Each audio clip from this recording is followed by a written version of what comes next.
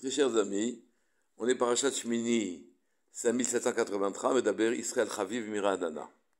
Notre Parashat Shmini a une grande particularité. Elle se situe exactement au milieu des 5 livres du Chumash. Et dans le chapitre 10, au Pasuk 16, il est dit Darosh Darash Moshe, Moshe fit des recherches. Et donc là, le Chumash signale que le milieu de la Torah en nombre de mots se situe exactement entre les deux termes Darosh et Darash. L'un étant compris comme étant la fin de la première moitié et l'autre le début de la seconde. D'autre part, dans cette même paracha, cette fois-ci au chapitre 11, verset 42, oui, il est écrit Kol holech al gachon, tout ce qui marche sur son ventre, en quelque sorte. Il s'agit du serpent, naturellement. La lettre Vav de Gachon délimite la Torah, le milieu de la Torah, cette fois-ci dans le nombre de lettres. Il y a autant de lettres avant ce Vav qu'après ce Vav dans la Torah. Dans Baba Metzia, Daf Shonim et Sheva, on explique là-bas que chaque fois que le Vav est plus grand que d'ordinaire, dans le Tanakh, il a en quelque sorte le sens d'un gouvernail. Il nous donne une guidance depuis les cieux. C'est comme si c'était un kécher qui s'établit avec le haut, et quand on établit un kécher avec le haut, naturellement, on a le souci d'une autre dimension que la dimension terrestre, et on s'éloigne des rochers, des problèmes et des embûches. Comment on s'éloigne des problèmes et des embûches? En interprétant la Torah, en se souciant de chaque mot, de chaque lettre, de chaque détail, de chaque conjugaison. Le Ramban, dans son introduction au commentaire de la Torah, précise qu'à l'origine, la Torah n'était qu'un assemblement de lettres. Mais Dieu, dans son chesed, Hachem, dans son chesed, les a séparés en mots pour que cela nous devienne compréhensible. Que ça ait pour nous un sens qui nous soit intelligible. Naturellement, c'est aussi notre histoire. C'est nous qui l'avons écrite, en quelque sorte, la Torah. Enfin, c'est les Bnei Israël qui ont écrit la Torah. Mais la Torah était de tout temps. Ces lettres-là étaient telles que Akadosh nous les a données, mais il a assemblé en mots qui représentent notre histoire pour ce qui est de Bereshit et nos commandements pour ce qui est des autres parachutes. Pour illustrer concrètement ce que je viens de dire, lisons ensemble le dernier passage de Parashat Shemini. Le Havdil ben Hatame ou ben Hatahor, pour bien distinguer parmi les bêtes celles qui nous rendent tamé, celles qui nous laissent tahor, ou ben hachaya hanechelet, et aussi dit bien distinguer de la chaya qui pourra être nechelet, qui pourra être mangée, ou ben hachaya asher lo tehachel, et de la chaya, la bête qui n'est pas mangeable, qui est interdite de manger d'après la Torah. Je vais vous raconter une histoire.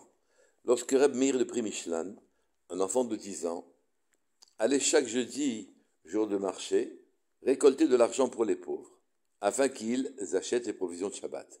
Au cours de ses tournées, il rencontra un jour un boucher du nom de Shimon, et il lui réclama un kreuzer pour les pauvres, qui était la monnaie de l'époque. Et le boucher lui déclare qu'il lui en donnerait 2, si il lui disait, si la béhéma, la vache qu'il allait acheter, serait kshera ou pas kshera. Très bien, dit le garçon, mais si tu me donnes 10 kreuzers, je te le dirai. Le boucher, amusé, réfléchit un instant, et sachant que l'enfant devait effectivement faire de la tzedaka avec l'argent qu'il lui rendrait, il lui a dit, allez, je te donne tes 10 kreuzers. Oui. L'enfant lui dit, ce bœuf ne peut pas être mangé, il est très faim. Ah, dit le boucher Shimon, celui-là, il est très faim. Il lui a désigné un autre bœuf, et celui-là, le garçon ne perdit pas le nord, il lui dit, il faut de nouveau que tu me donnes de l'argent pour les pauvres. Le tarif est le même, 10 pièces. Alors il dit, bon allez, je te donne. Il dit, dans ce cas-là, il n'y a aucun problème, ce bœuf est parfaitement cachère, il est clair cachère. Le boucher qui ne savait pas comment prendre cette situation-là, jusqu'à où il fallait croire cet enfant, s'est dit, bon je vais acheter, je n'achèterai pas celui qui a dit qu'il était trèfle, j'achèterai l'autre. Et effectivement, il s'est avéré que lui, le bœuf qu'il avait acheté, c'était pas une vache, c'était un bœuf, qu'il avait acheté était cachère, et un autre boucher qui a pris l'autre bœuf, c'est avéré que l'autre bœuf ne l'était pas. Le jeudi suivant, quand le garçon arriva au marché aux bestiaux pour collecter les dons des marchands, Shimon l'appela de nouveau, lui dit « Meir, je te donnerai beaucoup d'argent, 10 pièces, si tu me montres lequel de ces bœufs est en vente ici et cachère. » Ne perdant toujours pas le nord, l'enfant lui répondit « Non, je veux 10 pièces par bête. » Et il lui indiqua sans hésiter. Moyennant 10 pièces pour chaque bête, laquelle était tréfa et laquelle ne l'était pas.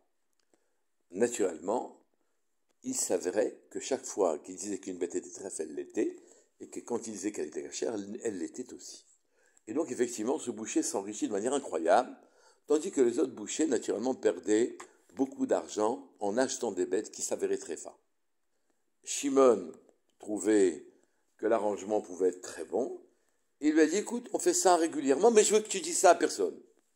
L'enfant lui dit, écoute, tes secrets ne m'intéressent pas, tu me payes pour chaque bête, point final, je n'ai pas à me soucier d'autre chose, et moi je fais mes dons aux pauvres. Les autres bouchers se sont plaints.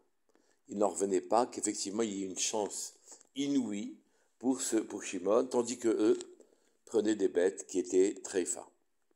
Ils portèrent plainte au rave local.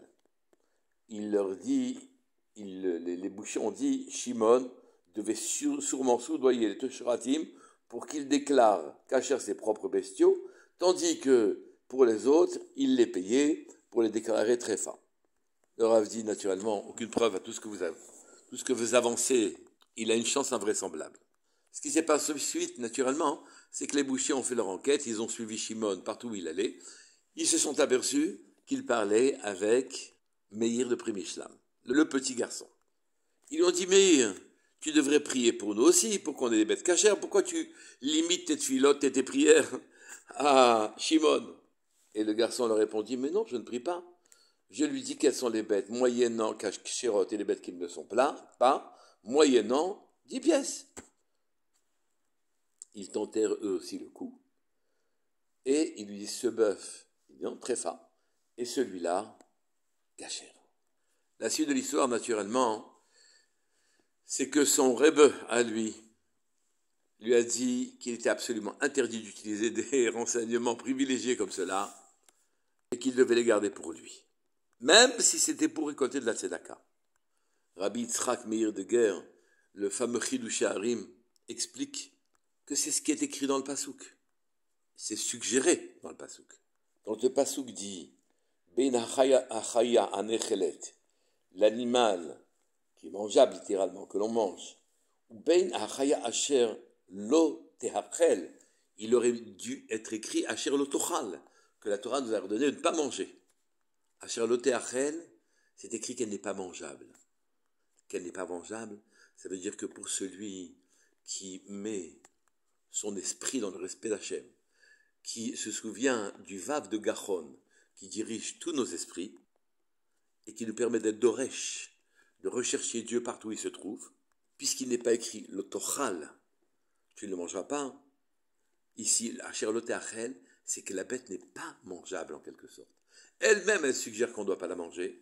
Il faut juste avoir l'esprit suffisamment ouvert pour pouvoir sentir laquelle elle était, laquelle elle n'était pas. Ce que le petit garçon qui s'appelait à l'époque Meir de Primishlam, qui deviendra un grand rabbi, savait discerner. Il y a une autre histoire. Dans la Gemara Yoma, dans le Pérec de Yom Kippourim, à propos d'une femme qui était enceinte et qui avait respiré une odeur d'un manger le jour de Kippour. Et naturellement, ils lui ont présenté, ils l'ont mis devant elle, et en lui murmurant à l'oreille que c'était Kippour. Et elle n'a pas mangé. Et de cette femme est sorti Rabbi Yochanan, qui est un immense sage. La même chose s'est passée avec une autre femme. Mais celle-là a mangé, et sorti d'elle un rachat. Rabbi Akiva Eger dit que c'est écrit dans le Passouk, en allusion. Quand le Passouk dit l'Avdil pour distinguer Ben Hatamé ou Ben Hataor, il veut dire pour pouvoir savoir distinguer qui parmi les bébés qui vont naître, celui qui sera tzaddik ou celui qui sera rachat. Quand le Passouk suit et dit Ben ha Chaya anechelet, Chaya n'est plus ici la bête, mais Chaya, c'est une femme enceinte, en quelque sorte. Chaya, Hanechelet, celle qui mange, Beyom Kippourim, doit être distinguée de celle qui, Asher Loteachel, qui ne mange pas Yom Kippourim, et qui a alors le mérite de nourrir une âme élevée, ou au contraire, une âme plus basse. Tout nous est suggéré dans la Torah. Il faut vouloir rentrer, l'interpréter, repérer tous ces signes, comme on traque la vérité jusqu'au moindre petit détail, afin que le puzzle des lettres nous forme un mot et des phrases parfaitement intelligibles, nous ouvrant à un savoir qui dépasse de loin le savoir terrestre. Shabbat Shalom Mevorach. Kol Tuv.